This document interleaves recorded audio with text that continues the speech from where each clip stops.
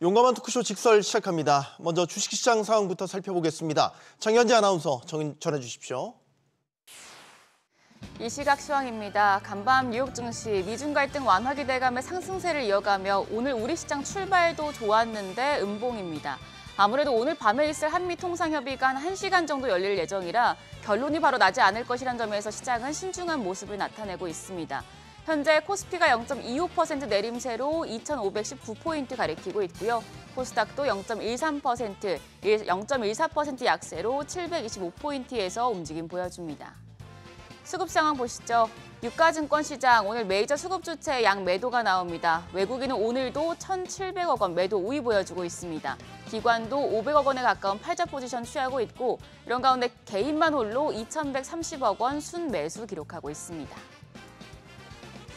코스닥 시장도 흐름은 대동소이합니다. 외국인이 400억 원 가까이 팔자 포지션 취하고 있고 기관도 329억 원 매도 우위 기록 중입니다. 이런 가운데 개인만 홀로 750억 원 순매수하고 있습니다.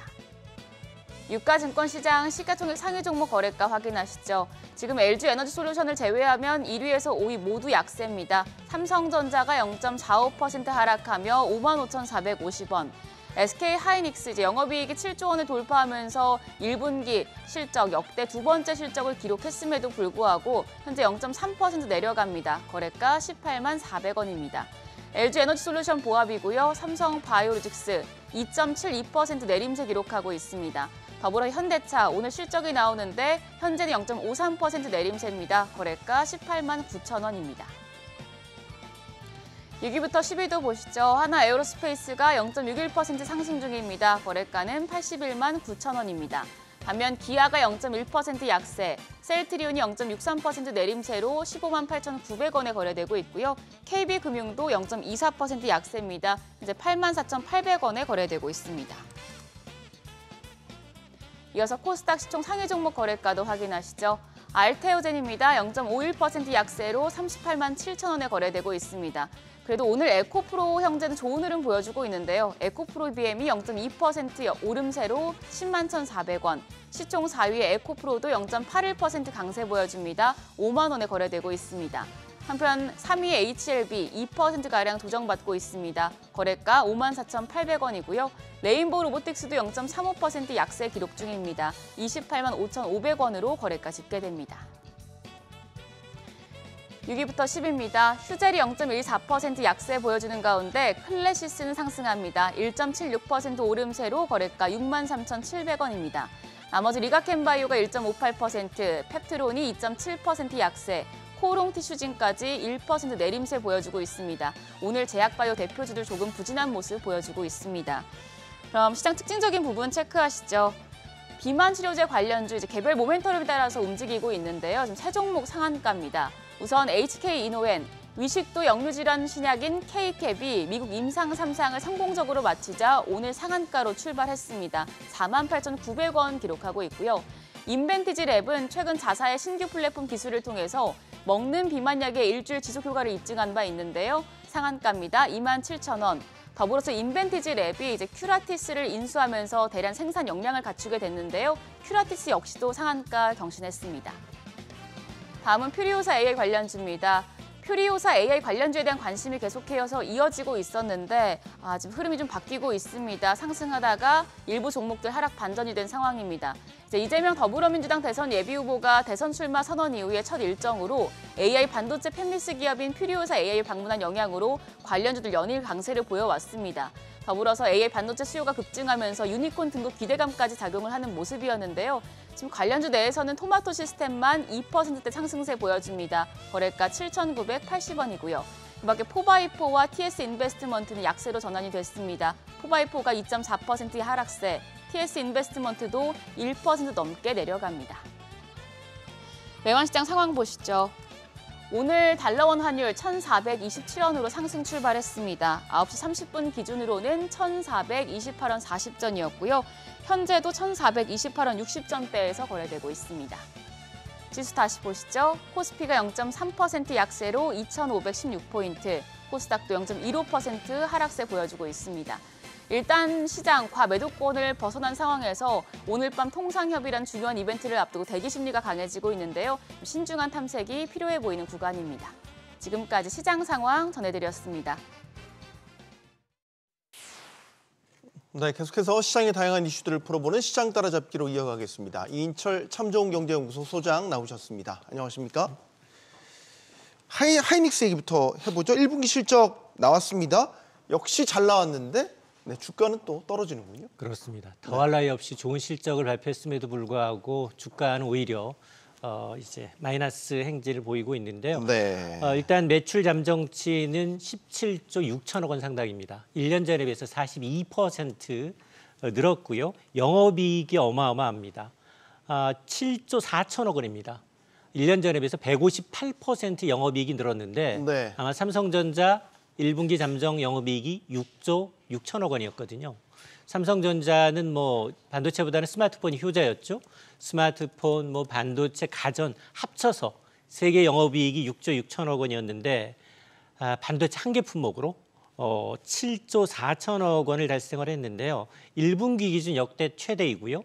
또 전체 분기 따져도 지난해 4분기여서 역대 두 번째 기록입니다.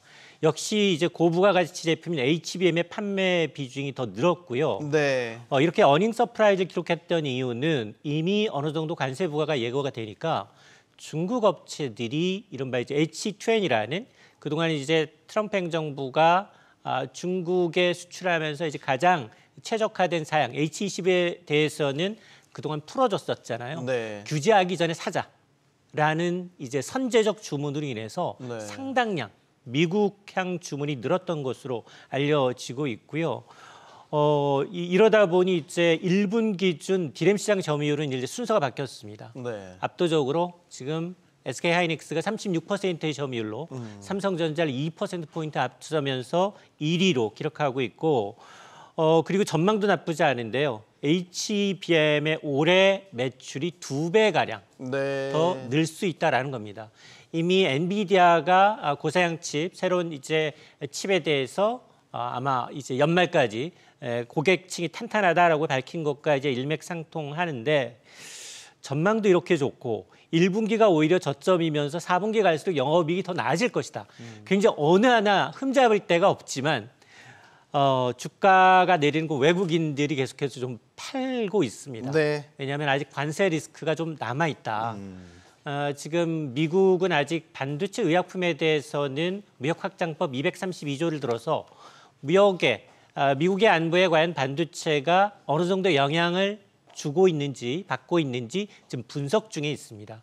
그러다 보니 아직 관세율이 정해지지 않아서 이런 불확실성 때문에 주가는 좀 반대로 움직이는 것 같습니다. 네. 오늘 현대차도 실적 발표가 예정돼 있습니다. 아직 관세 영향을 본격적으로 받지 않고 있는 가운데 나오는 실적 발표입니다. 역시 관심이 주목될 수밖에 없습니다. 맞습니다. 오늘 아마 이제 1분기 실적을 발표할 텐데요. 시장은 역대 최대 매출을 기록하지 않겠느냐. 1분기가 사실은 자동차 업종은 그렇게 성수기는 아니에요. 네. 연말에 밀어넣기를 하기 때문에 연초에는 그다지 성수기는 아님에도 불구하고 매출은 역대 최대인 43조 원을 넘을 것으로 예상을 하고 있고 또 이제 영업이익 역시 3조 5천억 원대로 미국 자동차 관세 여파 속에서도 비교적 이제 선방했을 것으로 지금 보고 있습니다. 네. 특히나 하이브리드 차량, 전기차의 경우에는 미국 판매 빅3 안에 들어가 있을 정도입니다. 물론 이제 1분기 전체 판매량은 이제 미국 내 판매량은 0.7%가량 소폭으로 좀 줄고는 있습니다. 근데 이제 현대차는 이미 자동차 관세가 이제 이달 3일부터 부과되기 전 이미 한국에서 만들어진 완성차를 미국의 재고로 좀 축적해놓고 있습니다. 네. 이걸 사실 재고로 갖고 있는 것도 비용이긴 하지만 어쨌든 이 재고가 한 석 달치기 때문에 이때까지는 가격 인상을 하지 않겠다라는 거거든요. 네. 근데 관건은 과연 이게 6월 정도 이후에는 이 관세율 한 25%를 가격 인상하지 않을 경우에는 고스란히 현대차가 떠안아야 되거든요. 그러다 보니까 일부에서는 현재 고율의 이 25%의 관세율이 계속 유지가 되게 되면 현대기아차의 영업이익이 연간 한 10조 정도 줄어들 수 있다라는 얘기가 나오고 있는데요. 오늘 실적 발표가 나오진 않고 있습니다만 주가 여전히 약세입니다. 지금 오늘 이제 현대차가 실적을 발표하고요. 기아차가 아마 내일 1분기 실적을 발표하게 되면 전반적으로 어떤 자동차 전반, 업계 전반에 어떤 실적 흐름을 좀 알 수 있을 것으로 보입니다. 네. 자, 주요 기업들의 실적 발표 전망 알아봤고요. 코스피는 어제 보면 반등에 성공을 했고 2,500선을 회복을 했는데 이제 오늘 밤이죠. 밤에 이제 관세 협상을 앞두고 관망세가 오늘 좀 있어 보여요. 이 관세 협상의 결과에 따라서 결국 코스피가 방향성을 결정할 여지가 커 보이는군요. 맞습니다. 안덕후 산자부 장관도 이런 얘기했어요. 네. 이제 친중하게 협상에 임하겠지만 우선 관세 철폐가 목표이지만 사실상 아직까지 협상을 통해서 관세 철폐를 이뤄낸 국가는 한 국가도 없습니다. 네. 그러다 보니까 우리의 이제 대미 수출 1위 품목인 자동차 관세 문제 해결에 강한 어떤 의지를 드러냈는데요. 가장 큰 협상이 이제 자동차 관세 문제 해결에 있다라는 걸 보여주고 있습니다. 자동차는 한국의 이제 이 대미 수출 1위 품목이고요. 해외 수출의 절반은 미국으로 향하고 있습니다. 근데 지금 이달 20일까지 대미 수출을 보게 되면 무려 두 자릿수, 14% 넘게 줄었고요. 자동차 수출도 지금 6.5%나 감소했습니다. 네. 일부 언론에서는 값이 오르기 전에 사재기 한다라는 영향도 있었지만 실제로 뚜껑을 열어보니 지금 판매가 좀 줄고 있는 게 사실이고요. 지난해 이제 자동차 판매였던 한 170만여 대 가운데 한 100만 대 가량은 한국에서 만들어서 이제 미국으로 판매된 것이기 때문에 아마 이 100만 대를 어떻게 빨리 미국에서 생산 물량을 늘리면서 이걸 좀 관세 영향을 최소화하는 게 문제인데 메타플랜트 공장의 생산 능력을 확대한다 하더라도 단기간 내에 급증하기는 좀 어렵거든요. 네. 이게 당초 연산 30만 대 규모이고 이걸 점진적으로 50만 대, 100만 대 이상 증상한다라는 계획이기 때문에 단기적인 계획은 좀 충격은 좀 불가피해 보이고요. 또 하나가 이제 5월 3일부터는 뭐가 예고가 돼 있느냐? 엔진과 변속기와 같은 자동차 부품도 관세 부과 대상입니다. 물론 트럼프 대통령이 최근 들어서는 미국에 있는 뭐 멕시코, 캐나다에 있는 현지 공장들, 미국 제조업체들이 미국으로 공장을 옮기는데 시간이 다소 필요하다.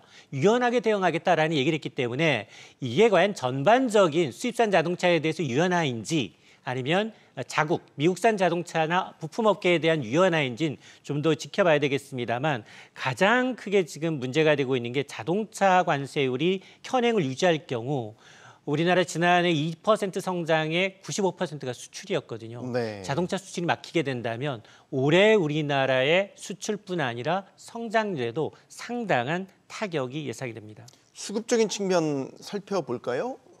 지수는 어떻게든 지금 버텨가고 있기는 한데 수급 상황을 보면 개인들이 사실 대부분 지수를 떠받치고 있고 외국인들은 계속해서 팔고 있단 말이죠. 맞습니다. 사실 공매도가 재개가 되면서 공매도의 어떤 소진 요구 물량이 좀 소진이 되면 그 다음부터는 좀 수급적으로 외국인들이 들어올 줄 알았는데 양상은 반대로 나타나고 있어요. 맞습니다. 지금 오늘도 보니까 외국인들이 뭐 2천억 원 넘게 팔고 맞습니다. 있네요. 유가증권 시장에서. 유가증권 시장, 코스닥 시장 모두 또 매도를 하고 있습니다.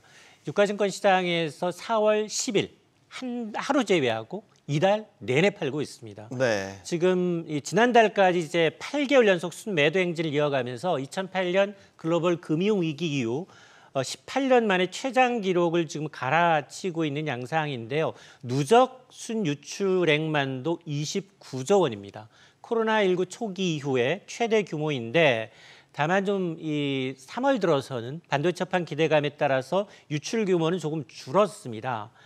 근데 지금 앞서 제가 이제 10일 하루 제외하고 4일도 여전히 팔고 있다라고 했는데 올해 들어서만도 19조 원 넘게 국내 주식을 내다 풀고 있는데요.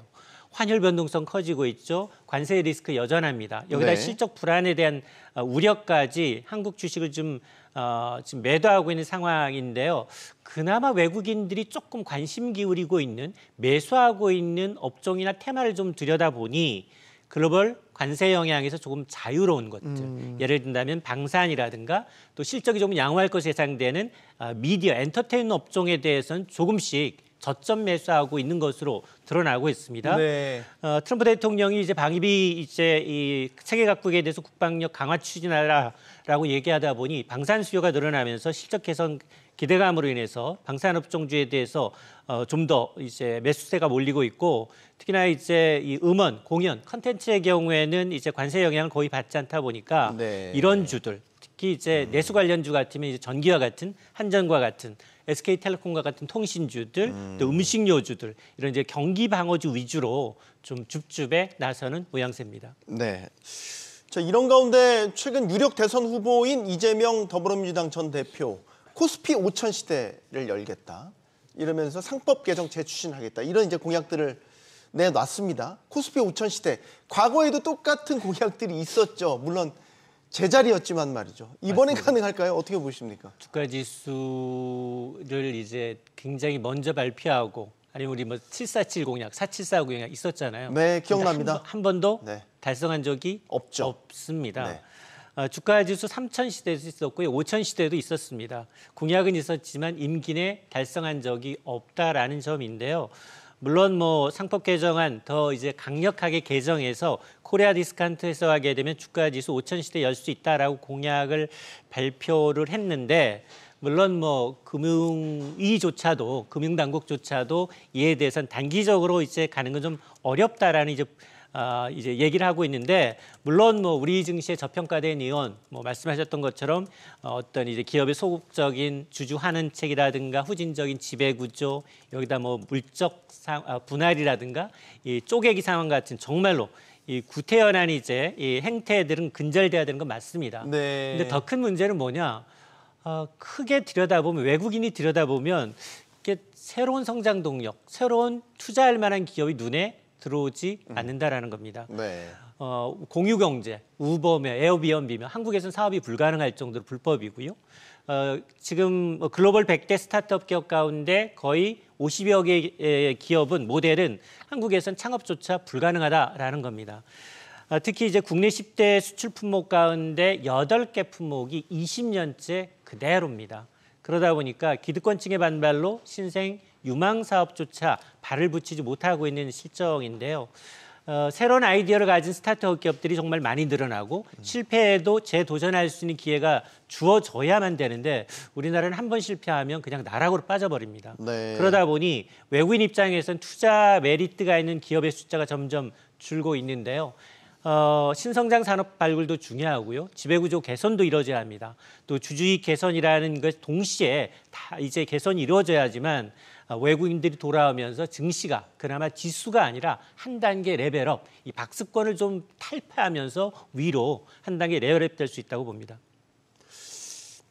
경제 성장률 발표가 됐습니다. 1분기 성장률 뭐 어느 정도는 예고가 된 부분이기도 하지만 역시 역성장. 3분기 만의 역성장 마이너스 0.2%. 어떻게 보십니까? 이게 거의 지난해 1분기 깜짝 성장한 이후에 4분기째 제로 성장이에요. 네. 지난해 2분기에는 마이너스 0.2, 3, 4분기는 플러스 0.1 간신히 했거든요. 네. 3, 4분기는. 근데 또 0.2입니다. 물론 지난주 이창용 총재 금리 동결하면서 마이너스 성장 가능성 내비쳤지만 그래도 2월에 플러스 0.2를 예상했으니 한 간신히 한 0.1% 정도 이제 마이너스를 거쳤다가 다시 올라가겠지라는 기대감이 있었습니다. 근데 무려 예상치보다 0.4%포인트 빠진 겁니다. 네. 역대급으로 4분기 연속 제로 성장 이하로 한 건 한국 경제에서는 없었던 일이거든요. 자, 그러다 보니 지금 내역을 좀 들여다보니까 민간도 돈을 안 썼어요. 민간 소비 역성장했고요. 건설 투자, 설비 투자 모두 마이너스입니다. 여기다 기업, 정부 투자, 지출조차도 마이너스예요. 돈을 쓰지 않으니까 경제가 살아날 이유가 없습니다. 수출, 내수 모두 고꾸라졌습니다. 특히 이제 2분기는 관세 영향이 본격화되잖아요. 물론 2분기에 이제 대통령 선거가 치러지고 새 정부가 들어가면 어떤 뭐 추경이라든가 보다 강력한 경기 부양책을 낼 수 있고 특히나 지난해 2분기가 마이너스 0.2여서 기저 효과를 좀 감안하게 되면 조금은 더 플러스 성장할 가능성은 있지만 그럼에도 불구하고 이창용 총재가 5월까지 추진되는 걸 보고서 현재 1.5%인 경제 성장률을 더 낮출 수 있다라고 얘기했거든요. 이 얘기는 한은도 지금 추세로라면 1분기 성장 쇼크를 감안하게 되면 네. 1%대 우리가 지금 IMF가 주요국 가운데 미중이 이제 이 무역 전쟁 가운데 가장 큰 피해, 샌드위치가 된 한국에 대해서 성장률이 석 달 만에 반토막이 났는데 우리도 아마 한국은행이 가장 먼저 1% 내지는 그 이하로 전망치를 낮출 수도 있다라는 얘기여서 아마 새 정부 들어서 추경과 이제 재정의 역할 네. 또 하나가 이제 이 통화 정책의 역할이 굉장히 좀 중요하게 됐습니다. 알겠습니다. 시장 따라잡기 여기서 마무리하겠습니다. 참 좋은 경제연구소 이인철 소장이었습니다. 고맙습니다.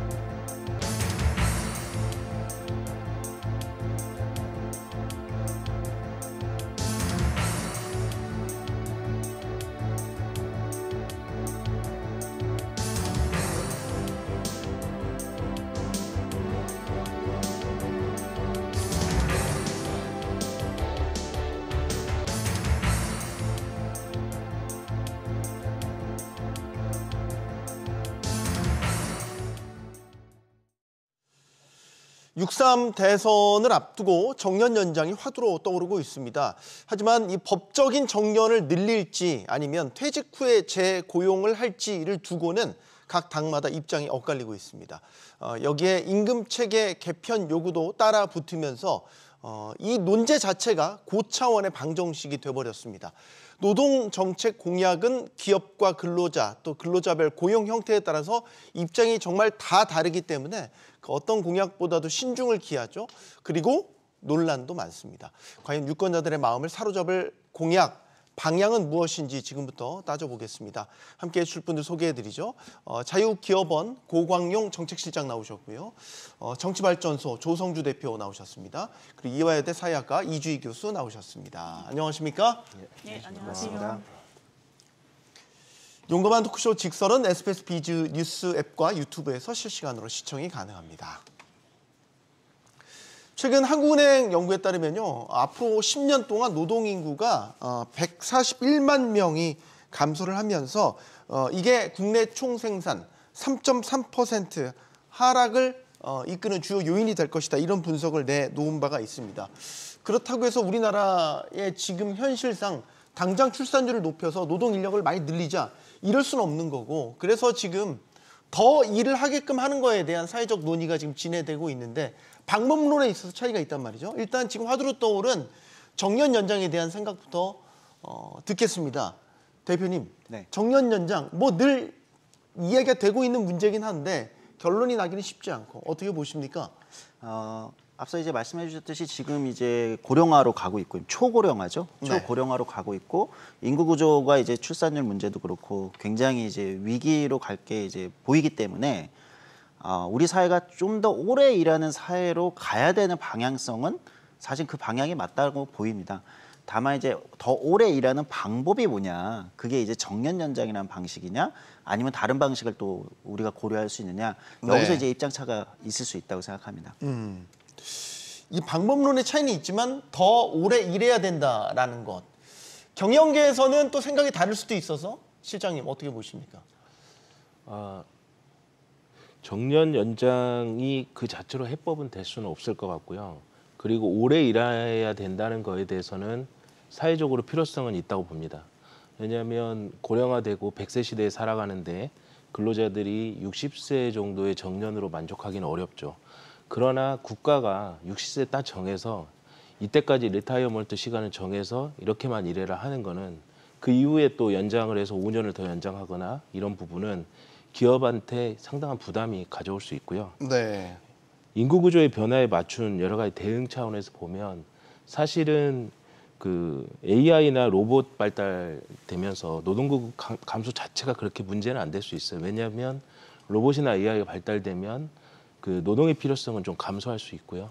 뿐만 아니라 그 영역에 있어서 4차 산업혁명 기술이 발달되면 새로운 일자리 지금 이미 나타나가 있고 챗GPT나 이런 것들이 발달되고 있어서 그런 일자리 쪽으로 그 일자리 지금 수급 균형을 맞춘 차원에서 보면 청년들의 노동급 측면에서는 그쪽에 역량이 높은 인재들을 키워나가면 그 기업이나 재계에서 요구하는 일자리들을 좀 충족시킬 수도 있고 향후에는 저는 노동급 감소가 조금 더 문제가 된다면 그 고학력의 우수 이민자들을 모셔오는 것도 하나의 방법일 수 있다라는 생각을 하고 있습니다. 고학력의 이민자들을 받아들이는 미국 같은 경우는 적극적인 비자 제도 같은 걸 이제 돈으로 넓혀서 미국 같은 경우는 출산율이 낮음에도 불구하고 계속 고도의 생산성을 가지고 있는 거는 굉장히 우수한 인력들이 해외에서 많이 유입되는 측면도 있거든요. 네. 그런 부분도 열어두고 생각해 볼 필요가 있다 이런 생각은 하고 있습니다.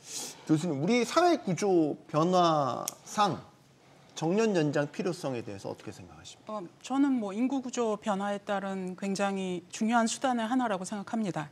물론 다른 대안도 존재하죠. 인공지능도 있고 여성의 경제활동 참가를 높이는 것도 있고요. 저는 그러니까 이거는 노동력의 수요 차원에서의 생각인데 공급 차원에서도 한번 생각해 보시길 권해드립니다. 이 고령 노동자의 현실인데요.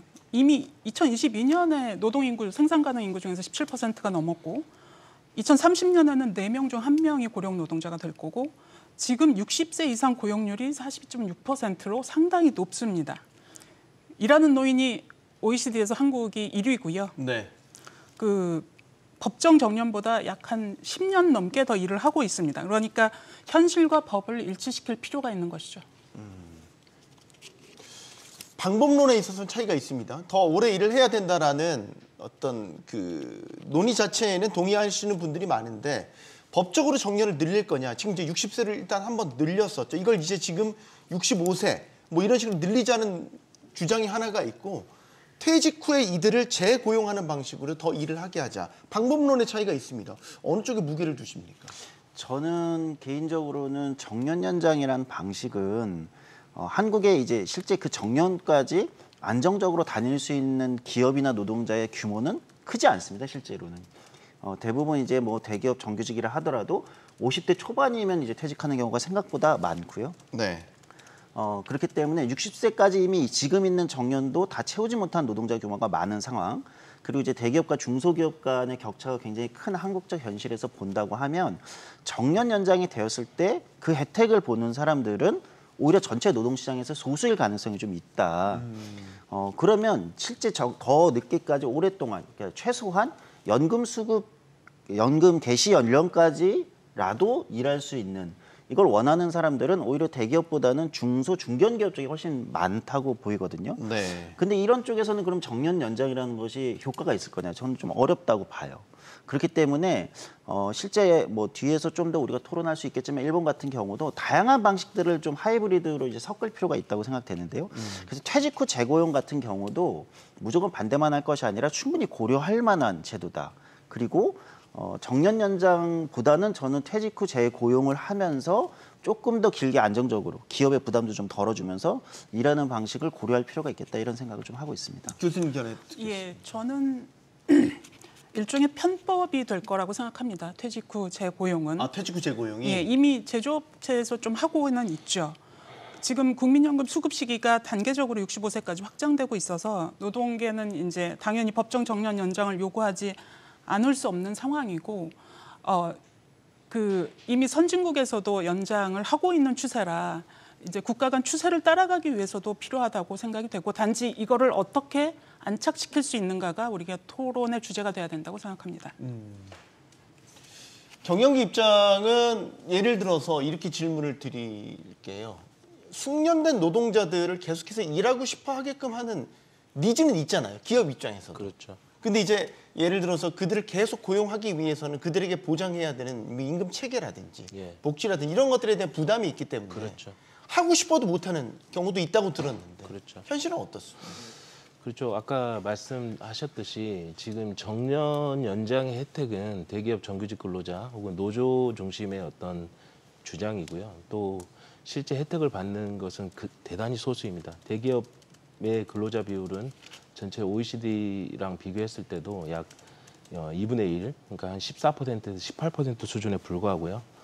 그런 상황에서 실제 그 영세 사업장이나 자영업자에 있어서는 사실 이 정년 연장에 대해서는 상당히 어려움에 타격을 입을 수 있고요. 무엇보다 이 노사 간의 그 노동 문제에서 고용 관계에 있어서는 이제 국가가 좀 개입하는 거는 멈춰야 된다라고 생각을 하고요. 무엇보다 이 각종 업종별로 직종별로 특성이 달라서 이 정년 연장이 필요할 수도 있고 또 자기가 그만두고 싶을 수도 있고 자유롭게 달라질 수 있거든요. 또 기업 입장에서 부담이나 이런 것들을 고려했을 때 개개인의 능력과 자질에 따라서 자율적으로 노사 간 합의로 유연화된 체계를 갖추는 게 좋고요.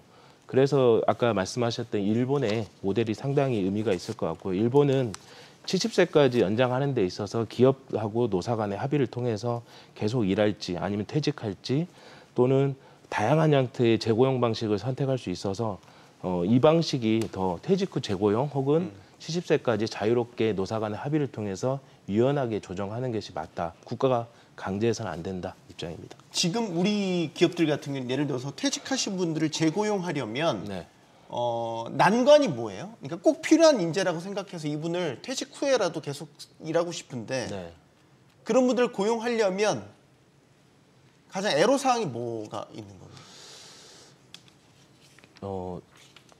고용을 정규직으로 꼭 고용해야 되는 건 아니잖아요. 그렇죠. 예. 그래서 지금 현재 예를 들어서 이제 대기업들도 그렇고 만약에 이제 임원으로 승진할 수도 있는 거고 네. 혹은 더 일해야 된다고 하면 퇴직을 한 다음에 계약직으로 더 재고용하는 경우도 있고 정출연이나 이런 데나 공공 부분도 특히 정출연 같은 데는 연구자들을 위촉 계약직으로 해서 추가적으로 일할 수 있게 하고 축탁직 같은 것도 뭐 있잖아요. 그렇죠. 네. 그런 방식으로 해서 되게 노사 간의 합의를 통해서 유연하게 다양한 방식으로 더 일할 수 있는 기회를 주는 거는 맞다고 봅니다. 근데 정년 연장 자체는 해법이 아니라는 것이죠.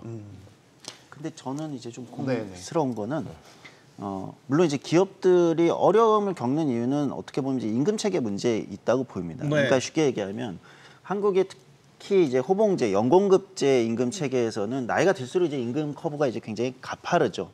그래서 이제 60세 정도까지 가면 이제 가장 고점의 임금을 받기 때문에 거기서 그대로 연장했다가는 다시 임금이 올라가니까 그만큼의 생산성이 나오지 않는다라고 생각하고 그만큼의 임금을 주지 않기 위해서 촉탁직이라는 방식. 아까 이제 이주희 교수님 지적하셨듯이 실제 그거는 약간의 편법의 소지는 좀 있다고는 생각해요. 뭐 예를 들어서 일하는 건 퇴직 전과 똑같은데 그렇죠. 고용 형태만 촉탁직으로 바꿔서 예. 급여 부담을 확 뭐 낮춘다거나 이런 그렇죠. 식으로 그래서 기업의 애로사항도 있지만 실제 그건 편법의 소지가 있기 때문에 정년 연장이라는 방식을 택한다 하더라도 저는 임금 체계의 전환은 같이 올 수밖에 없지 않냐. 즉 연공제, 서열, 호봉제 임금이 아니라 직무급 형태 임금으로 임금 커브를 좀 낮추고 실제 일본이 아까 이제 자유교원에서 말씀하시면 일본이 고용의 어떤 기간을 70세까지 늘린 데는 지난 한 20년간 임금 체계를 이제 연공서열제에서 직무형 임금 체계, 직능급 임금 체계로 또는 이렇게 변화시켜 온 과정이 사실 있거든요. 그래서 그렇게 한다라면 저는 뭐 퇴직 후 재고용을 하면서도 노동자들의 반발도 좀 덜 수 있고 기업의 부담도 덜 수 있고 그런 부분 우리가 고려해 볼 필요가 있다고 생각합니다. 교수님. 예, 어떤 면에서 이게 이 정년 연장 관련된 논의의 핵심이죠. 그러니까 임금 체계를 어떻게 개편할 것인가. 네. 지금 말씀들이 많이 나오지 않았습니까? 이게 대기업이나 공기업에 안정된 일자리에 있는 사람들만 도움을 준다. 물론 그럴 수도 있습니다. 그런데 그들한테 도움을 안 준다고 해서 그럼 그 돈이 비정규직이나 영세사업 노동자를 돕는 데 갈 것인가? 그거는 퀘션 마크로 남아있죠. 그러므로 저는 어떤 면에서는 타협점을 찾을 수 있다고 생각합니다. 이게 연봉제라는 게 젊었을 땐 생산성보다 낮은 임금을 주고 고령이 됐을 때는 높은 임금을 주는 것이고 네. 이거는 노동자 개인의 생계비에 맞춘 논리인데 이제 60에서 65세까지의 노동자가 생계비가 크게 줄어드는 그런 상황인가는 지금 청년 고용이 부진해서 그것도 의문이고 그런 점은 있지만 굳이 타협점을 찾아야 된다면 저는 예를 들어서 평균 연봉으로 그러니까 은퇴 직전 호봉이 아니라 평균 호봉제를 적용시킬 수도 있고요.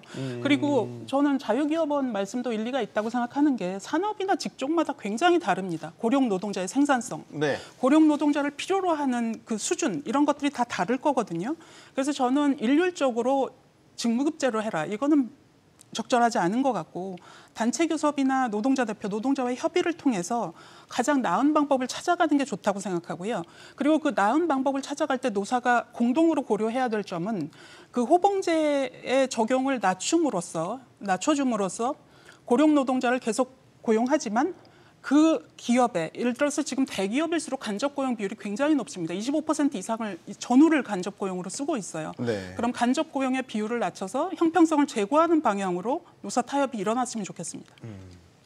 이게 저희가 결혼도 늦어지고 이제 출산도 늦어지고 다 늦어지잖아요. 근데 이제 저희가 법적 정년은 60세고 실질적으로는 50대 초중반 정도면 다 퇴직을 하셔서 이제 그 다음부터는 사실 지금 우리 구조는 조금 질이 떨어지는 일자리들을 전전하는 이런 구조로 가기 때문에 이걸 지금 바꾸자라는 논의가 있는 것인데 그 예전에 그 법적 정년 60세를 연장했을 때 어떤 그 부작용이 났냐면 60세를 늘리고 이제 임금 패키지 같은 건 강제로 도입이 되진 않았죠.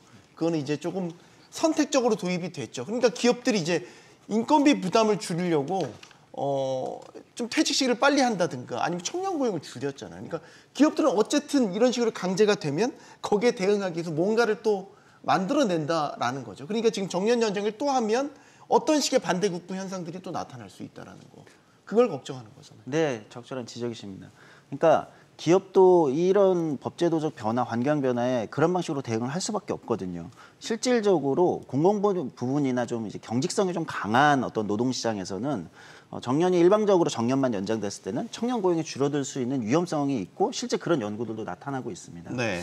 그리고 또는 외주하청으로 뺀다든지 오히려 비정규직을 더 많이 쓴다든지 이런 식의 이제 문제를 일으킬 수 있거든요. 그렇기 때문에 저는 임금 체계 전환하고 같이 논의될 필요가 있겠다. 그러니까 정년 연장만 논의될 것이 아니라 그것과 함께 임금 체계 전환이 같이 논의될 필요가 있겠다. 이 말씀을 드리는 겁니다. 다만 이런 건 있어요. 그러니까 이제 아까 이주혜 교수님도 지적해 주셨지만 이제 호봉제가 무조건 나쁘다고 볼 수는 없습니다. 연공급도 젊은 시절에 조금 덜 임금을 주고 나중에 더 많이 주는 과거에 그게 있거든요. 네. 지금도 그러하냐 한국이 지금도 젊은 시절에 그러면 적은 연봉을 주는가 우리가 이제는 이제 80년대랑 좀 달라졌거든요. 그리고 또 하나는 연공설제 임금을 세게 하는 데일수록 비정규직을 더 많이 쓴다. 외주하청을 더 많이 쓴다. 이런 연구들도 나오고 있지 않습니까? 네. 저는 한국의 노동시장이나 기업의 가장 큰 문제는 대기업과 중소기업 간 격차가 너무 크다는 거예요. 여기 다니는 노동자들의 임금 차이가 너무 크다는 거거든요. 그렇다면 저는 노동운동이나 이런 쪽에서도 기업 간 임금 격차를 줄이기 위한 임금 체계는 뭔가? 그건 아무래도 호봉제보다는 직무형 임금 체계, 직종이나 산업별로 유사한 노동은 유사한 임금의 구조에서 받는 직무형 임금 체계가 조금 더 노동의 평등에 좀 더 가깝지 않은가. 실제 유럽에서도 그런 임금 체계들이 좀 더 이제 그 기업의 규모에 상관없이 노동자들이 좀 평등에 기여하는 임금 체계가 아닌가 이런 생각이 있는 거죠. 일리가 있는 말씀이신데요. 문제는 직무급이라고 했을 때 그 직무에 따른 성과를 누가 책정하는가가 있고요. 호봉제의 격차가 너무 크다는 점에 대해서는 저도 동의를 합니다. 그러니까 그 직무급을 누가 결정을 해서 어떻게 지급하느냐의 문제인데 현재의 직무급의 문제는 그 직무급이 한번 정해지면 절대로 올라가지 않습니다. 이게 비정규직한테 지금 적용되고 있는 모든 직무급의 문제거든요. 그래서 그거를 정규직한테도 또 똑같이 적용해서 직무급을 한번 정한 다음에 호봉은 전혀 산정하지 않겠다. 이런 게 되면 굉장히 문제가 되는 것이죠. 그래서 우리가 여러 가지를 고려해야 된다고 생각하고 청년층 일자리가 없어지는 문제에 대해서도 저도 한 말씀 드리고 싶은데 네. 고령층과 청년층이 학력 구조나 직무 선호에 있어서 굉장히 큰 차이가 있어서 그런 걸로만 생각할 수 없다고 생각합니다. 청년층은 정년 연장에 찬성하는 경향이 최근 높은데요. 이거는 부모 부양 의무를 감소시킬 수 있다는 것도 고려가 됐기 때문이라고 생각하고 독일에서 한번 이런 적이 있었습니다. 사람들을 빨리 은퇴시키면 청년 일자리가 늘어날 것이다. 독일은 이제 연금제도가 잘 됐으니까 그렇게 할 수 있었습니다. 네. 했지만 청년 고용은 늘어나지 않았어요. 그리고 이제 고령자를 고용하면 그 신규 청년 채용을 안 할 것이다. 맞습니다. 그럴 수 있어요. 근데 그건 지금도 하고 있는 일입니다. 금속노조를 비롯한 대다수 제조업체가 정규직 노동자 채용 대신에 지금은 하청노동 비정규직 채용을 해서 이들 업무를 대신하고 있고 이런 추세가 정년을 늘린다고 더 악화가 될 것인가? 조금 더 악화가 될 수는 있겠지만 예전부터 하던 일이다라는 점을 좀 말씀드리고 싶었습니다. 경영계 생각도 좀 듣겠습니다. 저는 이 교수님 입장하고는 조금 다른 것 같고요. 사실 정년 연장 자체가 통계적으로 학자들의 연구에서 청년들의 취업 기회를 뺏는 건 사실입니다. 송원재 시립대 경제학과 교수님 연구 결과에 따르면 네. 60세 정년 의무화 할 때 그때가 2016년. 예, 그 네. 시점에서 청년층 고용이 약 16% 감소한 것으로 나오고요. 또 그 KDI 연구에 따르면 정년 연장의 혜택을 근로자 한 명이 받았을 때 그 고령층 고용은 0.6명 증가한 반면에 청년층 고용은 0.2명이 감소한 것으로 나오거든요. KDI 연구나 교수님들 연구자들의 연구 결과를 봐더라도 이 실제 정년 연장이 혹은 정년을 연장하는 것이 청년층의 일자리 기회를 뺏는 건 통계적으로 확인된 사실로 좀 보여지고요. 저도 이 조성주 소장님 얘기에 동의하는 게 정년 연장의 포인트가 아니라 임금 체계 개편과 그리고 더 나아가서는 노동시장 유연화가 핵심이라고 봅니다. 그 속에서 청년들 일자리 기회가 생기는 거지. 정년을 연장하면 청년층 일자리는 뺏기는 거고 그래서 다른 차원의 접근을 해야 된다. 특히 임금체계 개편 아까 호봉제에 대해서는 다시 한번 나중에 말씀드리도록 하겠습니다. 그 하나 추가 질문 드리고 싶은 건 네. 기업들의 경영 계획을 짤 때 네. 각 파트는 뭐 투자 부분, 인사 부분 다 이제 나눠서 투자 계획을 짤 거 아닙니까? 그렇죠. 이제 채용에 대한 부분은 예를 들어서 총 인원수, 고용수 혹은 인력 그 인건비로 들어가는 거에 총액을 정해놓고 그렇죠. 그 안에서 이제 결정을 하는 건가요? 아, 그러니까 이제 예를 들면 정년 연장이 강제적으로 된다고 치면 더 이제 은퇴 시기가 미뤄지게 되고, 그러니까 기업이 인건비로 할당한 이 예산은 딱 정해져 있는데 그렇죠. 연장이 되니까 신규 채용을 이제 줄이는 방식으로 거기에 대응을 한다. 지금 그 논리이신 그러시죠. 것 같은데. 그거는 당연한 얘기겠지만 사실 공공부문도 없고 민간도 그렇고 우리가 인건비는 추가적으로 더 쓰면 상당히 기업들한테는 부담이 될 수밖에 없는 것이고요. 특히 제일 중요한 거는 기업들 입장에서는 생산성입니다. 노동 생산성. 노동 생산성이 높아져야 그만큼 근로자들에게 급여도 더 줄 수 있고 네. 정년도 뭐 늘릴 수도 있겠죠. 그러나 노동 생산성이 제고되지 않은 상황에서 정년만 연장해 주게 되면 아까 말씀하신 대로 당연히 고임금을 줄 수밖에 없잖아요. 연세가 많으시면. 네. 특히 호봉제 하에서는 용공급 하에서 당연히 고임금을 줄 수밖에 없는데 문제는 저도 정출연에서 일해보고 공기업이나 민간 대기업의 얘기를 듣다 보면 네. 55세 정도에 은퇴하면 사실상 50세 이후에 부장급 이상이 되면 노동 생산성이 높아져야 되거든요. 숙련 일자리가 되니까. 예. 상당히 떨어지는 경향이 있고 정부 출연연에 50대 이상 그 연구 박사님들은 거의 일을 안 합니다, 사실은.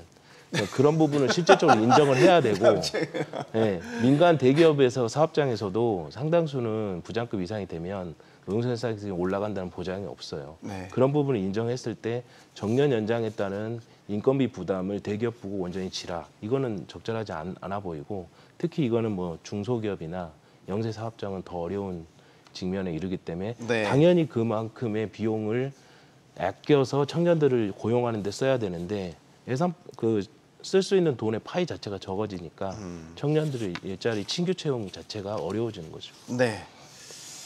그러니까 노동 생산성이라는 측면에서 이제 고령으로 갈수록 생산성이 떨어진다라는 이야기를 이제 재밌는 비유를 통해서 들어주신 거고 아까 교수님 네. 제가 우리나라 노동 생산성이 왜 낮은가에 대한 유료 챗GPT의 평가를 한번 들려드리고 싶습니다. 네. 장시간 노동 중심의 생산 방식, 오래 일하는 것이 많이 생산하는 것으로 이어지지 않은 피로 누적, 집중력 저하, 창의성 저하 등을 오히려 비효율을 유발. 중소기업 중심의 산업 구조, 비정규직과 불안정 노동의 비중이 너무 높다. 산업의 디지털 전환, 자동화 미흡, 경직된 조직 문화와 위계적 의사결정 부족, 서비스업의 낮은 생산성, 직무 역량 중심 교육 훈련 시스템 부족, 노동시장의 이중 구조, 대기업과 중소기업 간 격차가 너무 커서 전체 노동력의 잠재적 생산성이 활용되지 못함, 기술 혁신과 R&D 대기업 편중, 정부 정책의 일관성 부족, 이거 제가 한 게 아니라 네. 제가 쓰는 유로 챗GPT가 말해준 겁니다. 챗GPT가 그렇게 얘기를 했습니다. 예. 우리의 토론에 챗GPT도 이제 들어왔거든요. 네. 시사하는 바가 뭐라고 보세요? 저는 어떻게 보면 너무 교과서적인 이야기를 한 것 같기도 한데. 저는 발상의 전환이 필요하다고 생각합니다. 그 생산성은 한 노동자가 정해진 시간 내에 아웃풋을 얼마나 내느냐인데 노동 시간을 늘리면 가능하다. 임금을 덜 주면 가능하다. 이런 생각 자체를 바꾸셔야 됩니다. 임금을 더 주게 되면 기술 혁신을 하던가 R&D 개발을 하던가 무슨 수를 써서라도 생산성을 높이게 됩니다. 우리나라 기업이 생산성이 낮은 이유는 저임금과 장시간 노동에 기대하고 너무 의존하고 있기 때문이라고 생각해요. 저는 관점에 따라 정말 달라질 수 있는 이야기여서. 네, 조 대표님. 생산성 얘기가 나와서 그런데 사실 한국에서 노동 생산성이 유난히 낮은 곳은 오히려 중소기업이거든요. 그러니까 중소기업이 말씀하신 대로 장시간 노동과 저임금으로 하기 때문에 산업을 하기 때문에 생산성이 낮은 거죠. 네. 근데 이제 우리가 오늘 논의하는 고령화 시대에 맞춰서 정년 연장 이 이제 더 오래 일하는 정년 연장에 대한 쟁점이 있는데 아까 처음에 지적했듯이 그럼 정년 연장을 하면 이 중소기업에 이 혜택이 가느냐? 그러니까 노동 생산성이 지금 낮은 여기에 네. 사실 이렇게 가지 않는다는 게 지금 문제가 있는 거거든요.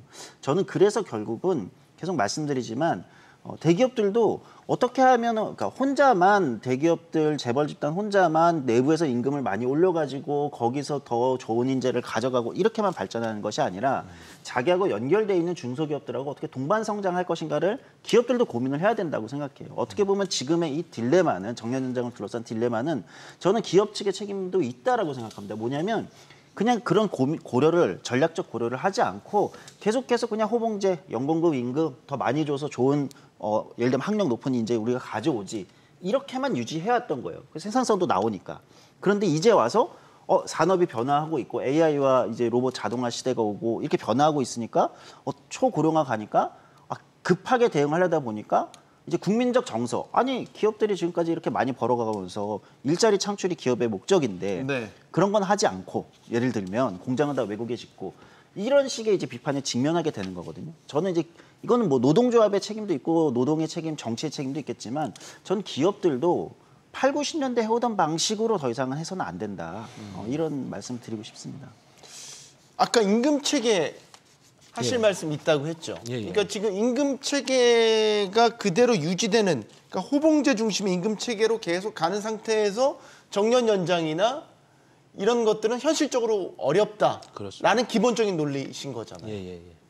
그러니까 호봉제에서 아까 조동주 소장님께서 얘기하셨지만 저는 일단은 기본적으로 동일가치 노동 동일임금 방식의 직무급제로 가야 된다.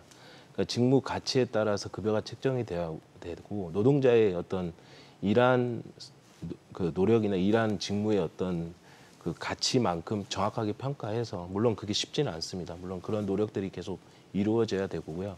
그런 것들이 돼야 제1차, 2차 노동시장 간의 격차에서 그 같은 노동에 있어서는 같은 급여가 받아질 수 있도록 가야 되는 것이죠. 그래서 사실 저는 상생형 일자리나 이런 것들이 필요하다고 또 보여지고요. 노동 조건의 이렇게 완화나 조건 그리고 그 다음에 그 무엇보다 궁극적으로 가야 되는 방향은 직무급제에 더한 성과급제로 가야 된다고 생각합니다. 노동자들이 낸 성과만큼 보상 체계가 이루어져야지. 그래서 직무 성과가 직무 그 성과에 따른 그 보상 체계가 이루어져야지 된다고 생각하고요. 특히 이제 공공 부분에 대한 저는 개혁을 좀 요구를 하는데 네. 특히 호봉제가 좀 많이 적용되어 있는 공공 부분부터 호봉제에서 직무급이나 성과급제로 더 확실하게 전환이 될 필요가 있다고 생각합니다. 네, 교수님. 예, 제가 두 분 말씀하신 거에 것과 관련해서 이 말씀은 꼭 드리고 싶은데 지금 정년 연장 논의도 굉장히 중요합니다. 그런데 우리나라에 연령차별금지법이 있거든요. 고령자 촉진, 고용 촉진. 이 시행령상 고령자 기준은 55세입니다, 지금. 그래서 55세 이상 노동자는 고용 촉진이 강조되면서 비정규직 보호법에서 제외됩니다. 그래서 대부분 60세가 넘는 경비원 노동자들이 고용 불안에 시달리는 이유는 실질적으로 정년의 의미가 없죠. 그러니까 보통은 전문 용역업체에 고용돼서 퇴직금 회피로 1년 미만으로 지금 막 3개월 계약도 있고 이들에 대한 보호 방안이 함께 논의돼야 된다고 생각합니다. 그러니까 직무급제가 원하는 것이 정상적인 직무급제 그리고 연봉에 따라서 일부 올라가는 그런 직무급제라기보다는 그러니까 저는 기업이 원하는 것은 거의 모든 노동시장을 이런 식으로 만들고 싶지 않은가라는 우려가 있기 때문이라고 말씀드리고 싶습니다. 롯데가 얼마 전에 이제 그룹 전사적 차원에서 직무급제 도입을 발표했더라고요. 어떻게 보면 우리 이제 그 재계순위 이제 10위 안에 드는 대기업 가운데서는 이제 전사적 직무급제를 도입하는 사례가 롯데가 처음인 건데 롯데도 예를 들어서 아까 말씀하셨던 노동 생산성이 자꾸 떨어지는 거에 대한 네. 고민이 내부적으로 되게 있었나 봐요. 네네. 그렇죠. 지금 대기업들도 현재 이제 연공급제, 생산직종은 연공급제로 많이 가고 있는데 그것도 전환이 필요할 건데 무엇보다 기업들이 지금 글로벌 경쟁이 가속화되고 특히 롯데 같은 경우는 내수 시장이 좀 약화되고 있는 상황에서 인건비나 여러 가지 경직성 경비에 대한 부담이 있을 겁니다. 그런 맥락에서 직무에 대한 정확한 평가를 통해서 인건비 구조를 좀 절감하고 개선하는 쪽으로 노력을 하는 것으로 보여지고요. 롯데 같은 경우는 이제 일본 기업의 문화들이 사실 내부적으로 있기 때문에 네. 어떻게 보면 좀 더 보수적이라고 저희가 봐왔던 곳인데 굉장히 혁신 표현을 다시 하겠습니다. 굉장히 큰 변화를 이번에 결정을 했다라고 해서 이제 재계 안에서도 굉장히 화제가 되고 있단 말이죠. 조금 유치한 질문일 수 있는데 그럼 직무급제를 도입한다라는 거는 조금 더 경직된 거 말고 좀 더 유연한 임금 체계가 도입된다라는 걸로 볼 수 있는데 그러면 채용에 있어서 더 늘어나는 효과가 나타날까요? 저는 그런 효과가 있을 거라고 보입니다. 그래요? 다만 전제가 조금 있는데요. 그러니까 직무급제라는 건 사실 이제 롯데가 도입을 했다고 하지만 직무급의 원래 의미는 그 산업과 직종 전체에서 유사한 임금을 받는 거예요. 하나의 기업만 받는 것이 아니라. 그러니까 지금의 한국에서의 직무급제는 특정 기업이죠. 그럼 이제 롯데에서 직무급을 도입했다고 해서 그럼 옆에 있는 삼성도 같은 걸 받느냐? 예를 들면 비슷한 업무를 하는데 그렇지는 않은 거죠. 기업 안에서만 직무급이라는 거죠. 저는 이거는 조금 문제가 뭐 나쁘다고까지 얘기할 건 아니지만 네. 직무급의 본래 의미는 유사한 산업, 같은 산업 내에 유사한 노동은 유사한 임금을 받는다 이런 겁니다. 그러면 한국 같은 경우 기업 간 격차가 중소기업하고 큰데 중소기업들도 유사한 임금에 맞출 수 있는 거예요. 대기업도. 물론 대기업에서는 임금이 기존보다 낮아진다고 생각하는 사람이 있을 수 있지만 네. 중소기업에서는 저 업무가 충분히 꼭 대기업만 가면서 지금 청년들이 그냥 쉬었음 이 인구가 굉장히 많잖아요. 대부분은 자기한테 맞는 예를 들면 임금과 이게 없다는 거거든요. 그러니까 그걸 맞출 수 있다는 겁니다. 평등을 가는 거죠.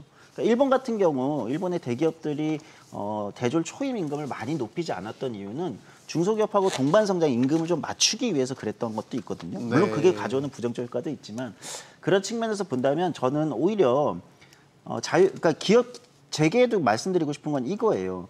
그러니까 직무급이라는 게 일방적으로 기업이 정하면 전 안 된다고 생각합니다. 노사가 또는 산업 차원에서 직종 차원에서 우리가 여기서 어느 정도의 적정한 직무의 임금을 배정해야 되는가를 함께 논의해야 되거든요. 네. 근데 이제 기업이 일방적으로 결정하는 건 노동자들 입장에서 너무 이제 불평등할 가능성 또는 저임금 일자리로 낮춰질 위험성이 있기 때문에 대화와 협의가 필요하다고 보입니다. 롯데 경영진들 입장에서는 이걸 이제 직무급제 도입을 승부수라고 이제 이야기를 하지만 내부 직원들의 또 불만도 상당히 많이 있대요. 그러니까 진통이 적지 않을 것 같아요. 그 직무급제 도입하게 되면 연봉제보다는 그러니까 나이를 먹을수록 급여가 올라가는 구조라고 한다면 직무급 자체는 직무 가치에 따라 급여가 결정되고 저도 노사가 합의를 통해서 물론 직무 가치에 대한 평가는 기업과 제3 전문가가 들어와서 같이 평가를 해야 되겠지만은 또 노동자도 합의 수준을 만들어내야겠지만은 그럼에도 불구하고 이 직무급제로 전환했을 때는 기존의 호봉제나 기존의 연봉제 방식보다는 좀 급여가 줄어들 가능성이 있기 때문에 네. 내부 노사 간의 합의를 제대로 잘 이뤄내는 게 맞다고 생각하고요. 그러나 지금의 현재 임금 체계에서 호봉제 중심의 구조는 기업들한테 상당히 부담이 되니 최소한 직무급제 전환을 통해서 기업의 어떤 임금 경직성을 좀 낮추고 그 노사 간의 합의를 이끌어내서 좀 더 그 절감된 비용으로 다른 데 더 투자할 수 있는 여건을 만들어내야 되지 않을까 이런 생각이 들고요. 네. 임금 피크제 또 도입했잖아요. 그렇죠. 예. 네. 예를 들면 일정 연령이 지나게 되면은 이제 단계적으로 이제 급여가 연봉이 낮아지는 순으로 이런 것들은 좀 기업 입장에서는 좋죠. 숨통이 트인 것 아닌가요? 그렇죠. 뭐 그런 것들이 일종의 이제 임금 피크제가 아까 그게 제가 버프가 되는 말씀드리는 거죠.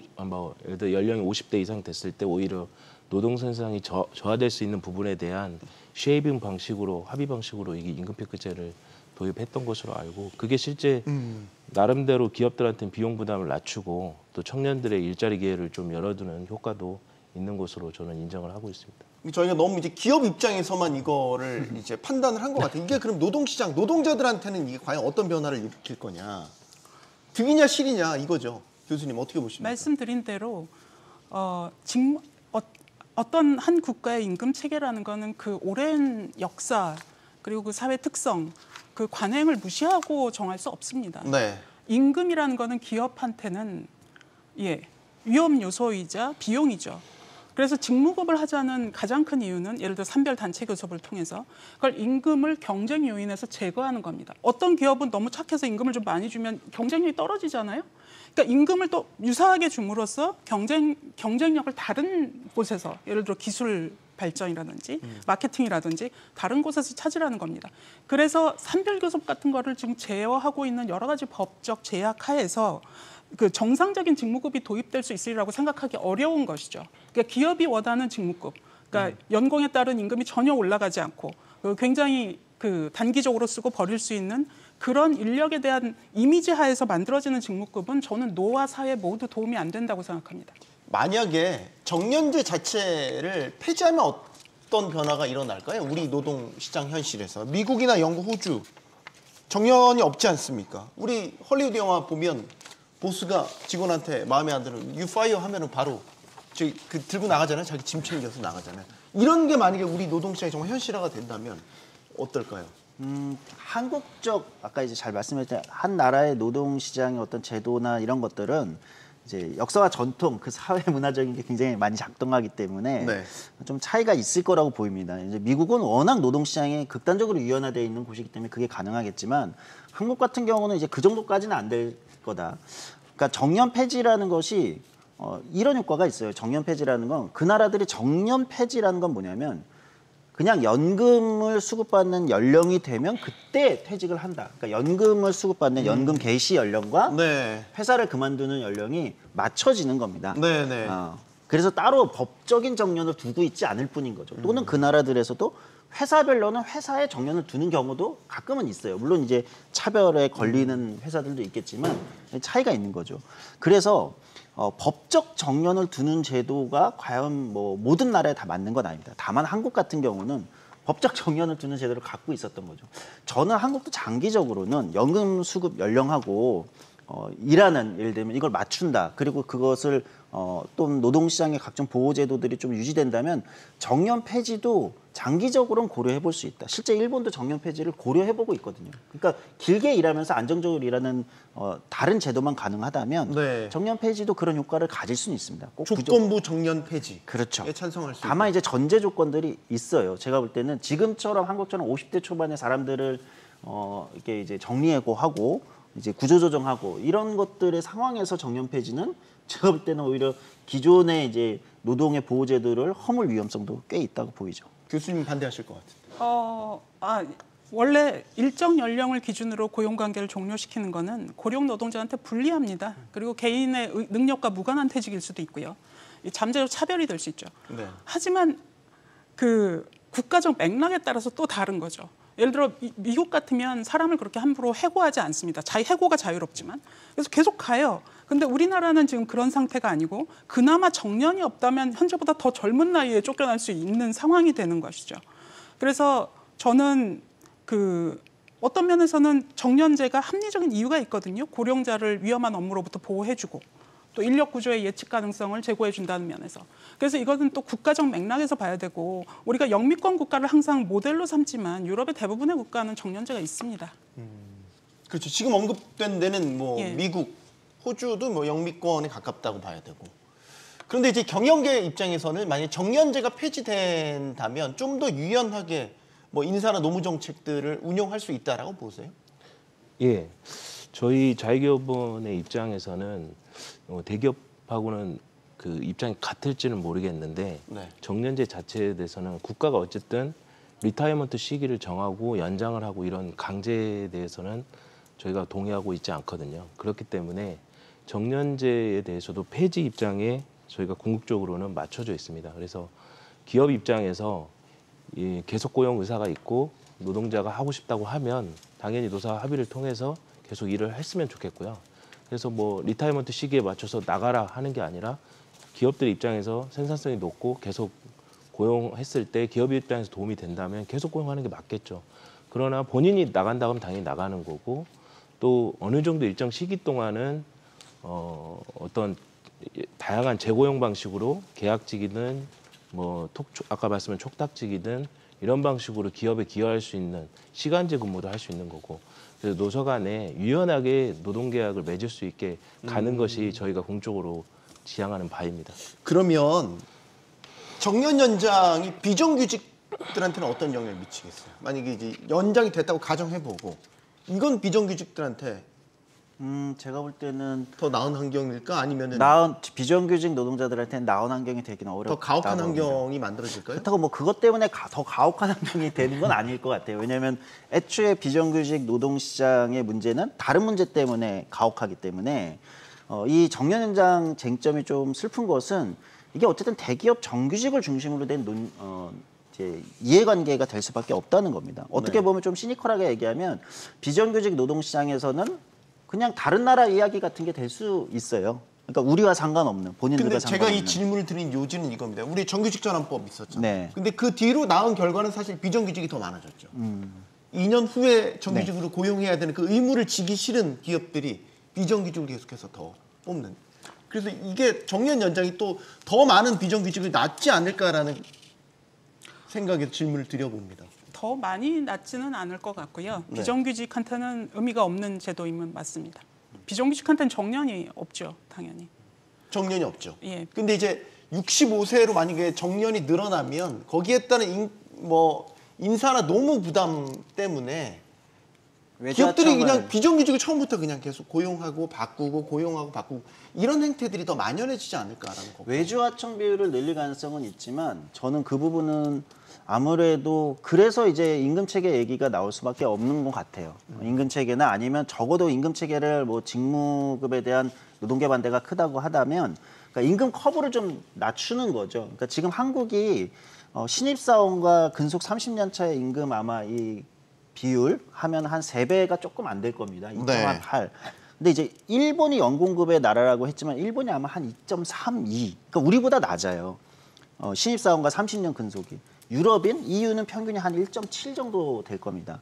그러니까 저는 한국 같은 경우는 너무 젊을 때 적게 주고 나이 들어서는 그거보다 이제 3배 가까이 주는. 이게 좀 너무 커브가 급하기 때문에 이걸 좀 낮추는 어떤 개혁만 한다 하더라도 저는 기업의 부담도 좀 덜면서 노동자들에게 좀 해가 덜 갈 수 있는 그리고 비정규직이 외주하청 형태로 늘어나지 않게 하는 타협점을 고려해 볼 수 있을 거라고 생각을 하거든요.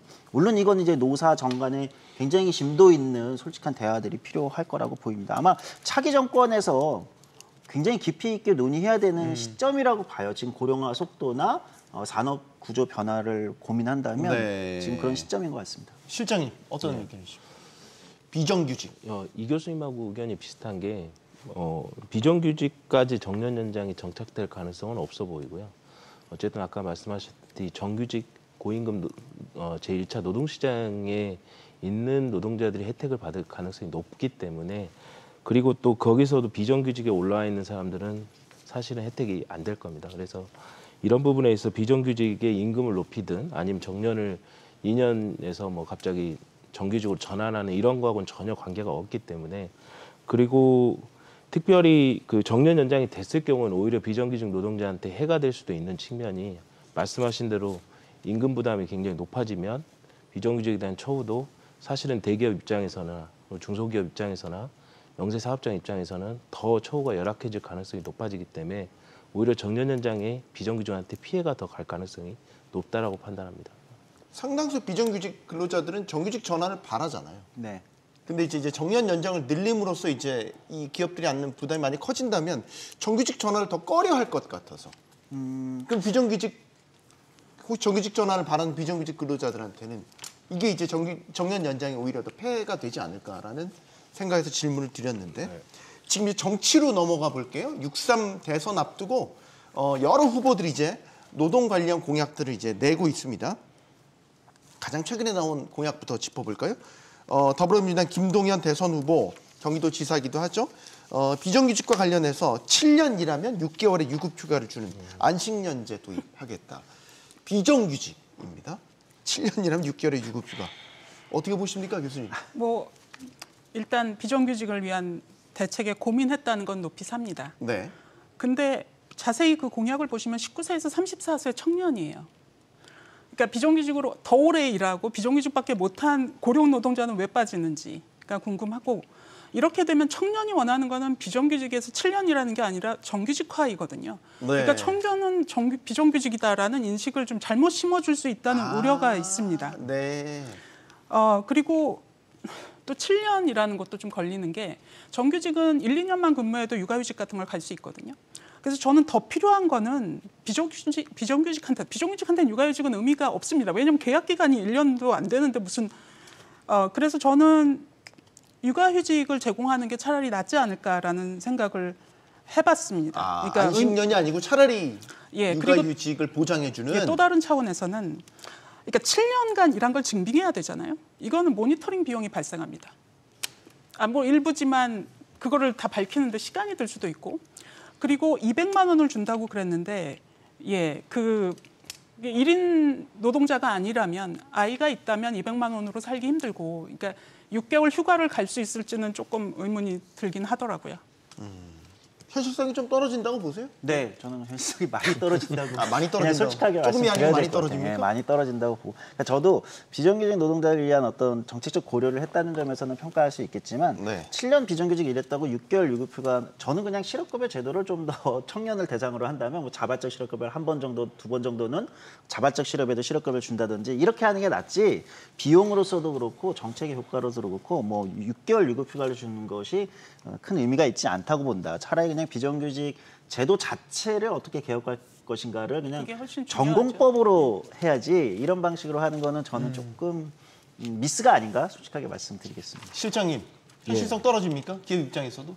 현실성 매우 떨어지고요. 매우 떨어집니까? 실현 가능성이 많이 없다고 떨어지고 매우 보고요. 떨어지는군요. 저는 그 안식년제라는 거는 잘 아시겠지만은 그 예전에 저 기독교 쪽, 그 특히 가톨릭 쪽에서 그 구약에 나오는 내용이거든요. 6년 정도 일하고 1년을 쉬고 7년 6일 일하고 1일 쉬고, 이런 전통에, 그래서 이 종교적 전통을 사회 제도로 이입하는 게 과연 옳은가, 이런 고민이 들고요.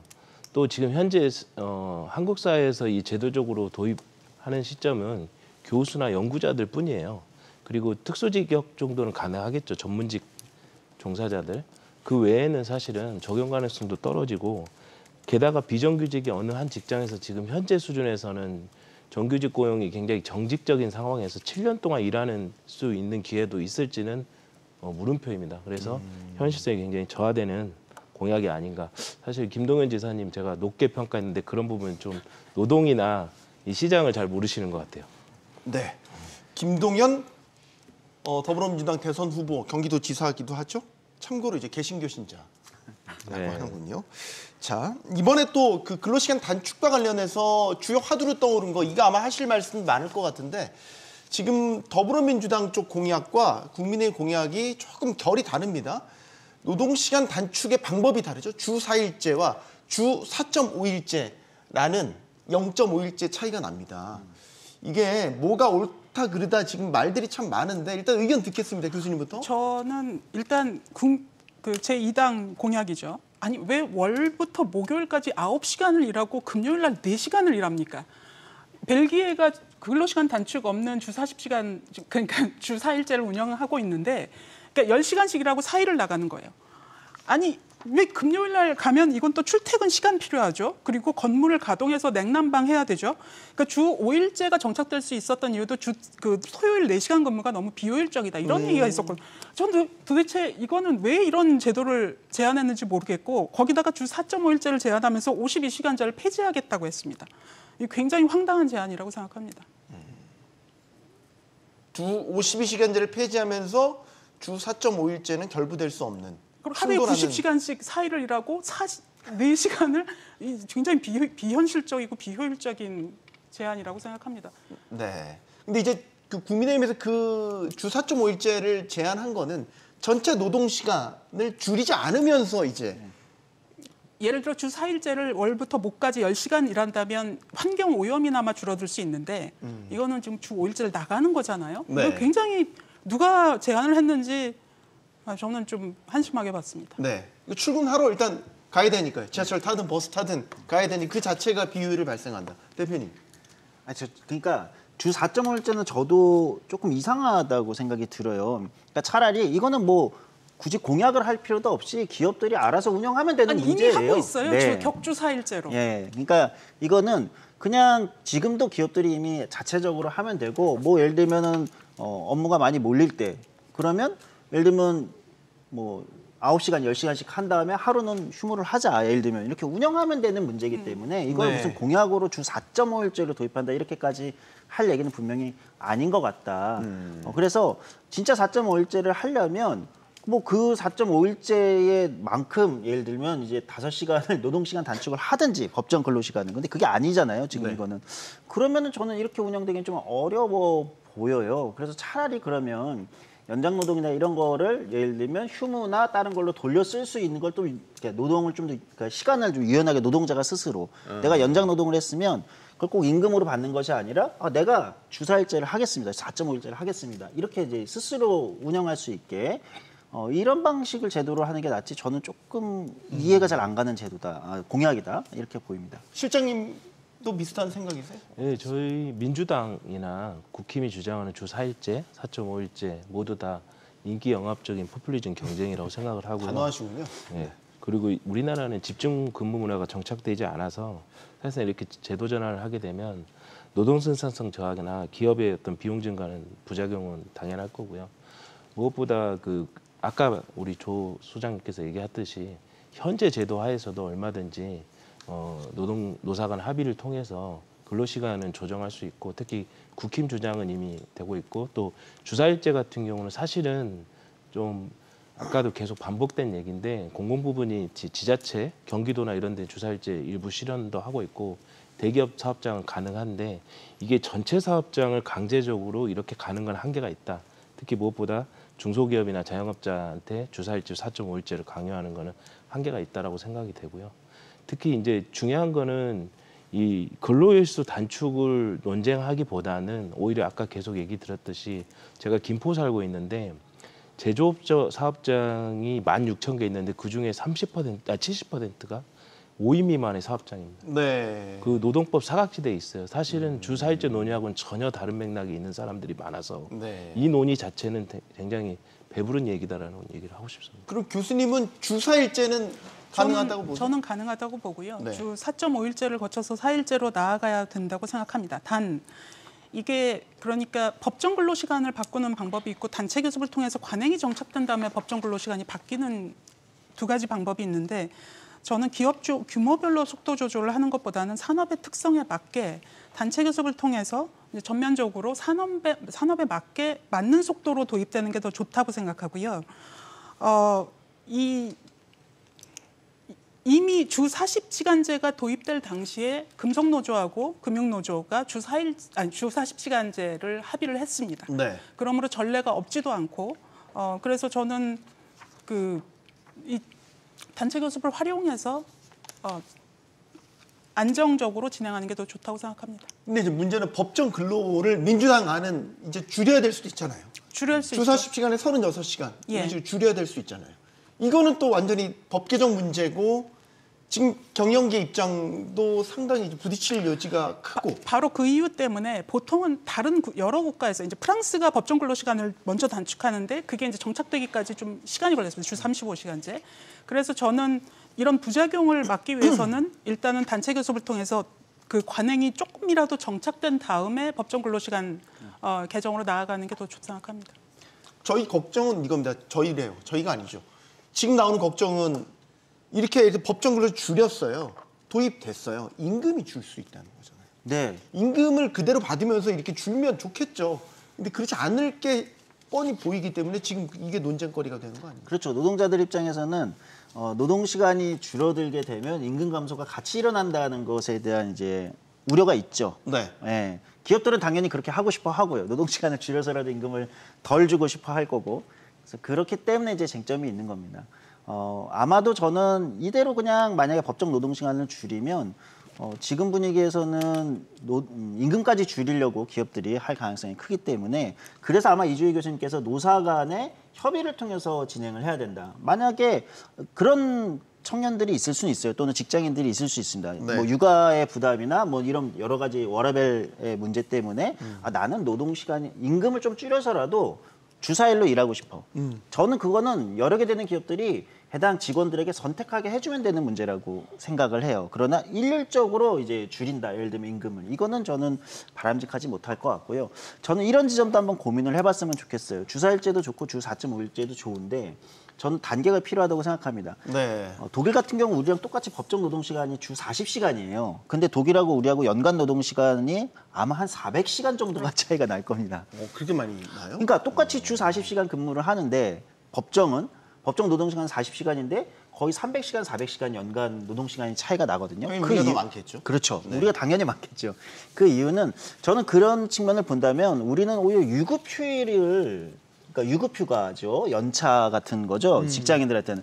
저는 우리는 좀 이걸 확대하는 게 좀 필요하지 않을까. 그리고 지난번 정부에서 소위 빨간 날이라고 하는 공휴일을 이제 비정규직이나 전체 노동자가 사용할 수 있게 적용하고 있지 않습니까? 네. 저는 이런 휴일 확대가 오히려 비정규직이나 다른 노동자들한테도 적용될 수 있기 때문에 이런 쪽으로 접근하는 게 노동시간 단축에 좀 장기적이라기보다 지금 당장은 네.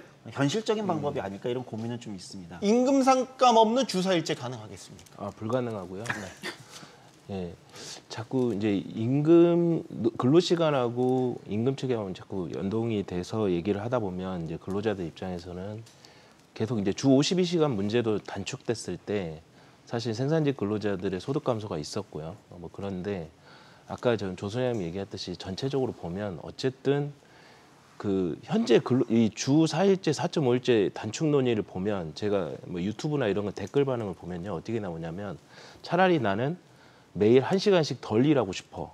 대신 어느 시간에 다른 일 일하고 싶어. 그러니까 자기가 시간을 탄력적으로 일하고 싶어 해요. 그래서 그게 추세가 많이 변화되고 있고 주어진 시간보다는 주 몇 시간 안에 저는 이제 자유기업원 입장에서는 근로시간의 그 규정 자체도 없애야 된다라는 입장인데 노사 간의 합의를 통해서 또 노동자가 원하는 시간에 근무를 하게 해주고 탄력적으로 일하게 해줘야 된다. 네. 각자가 선호가 다 다르다라는 걸 말씀드리고 싶습니다. 네. 저희가 다 근로자입니다. 노동자고요. 그러다 보니까 지금 저희 토론 진행하면서도 저희 같이 진행하고 있는 제작진들도 굉장히 많은 의견들을 제 귓속으로 지금 주고 계십니다. 그만큼 의견들이 다양하고 이해관계가 복잡하다라는 얘기도 되겠죠. 정규직 전환법이 결과적으로 보면 더 많은 비정규직을 양산했다라는 이야기들이 나옵니다. 그 부작용을 잊어서는 안 되겠죠. 이미 우리 노동시장이 각기 다른 이해관계들이 이렇게 복잡하게 얽혀 있습니다. 걱정은 이거죠. 특정 진영의 표를 얻으려고 공약을 설계하고 이를 강제하게 되면 반드시 탈이 난다는 겁니다. 토론 마치겠습니다. 여기는 모든 경제가 모이는 SBS 퀴즈입니다. 시청해 주셔서 고맙습니다.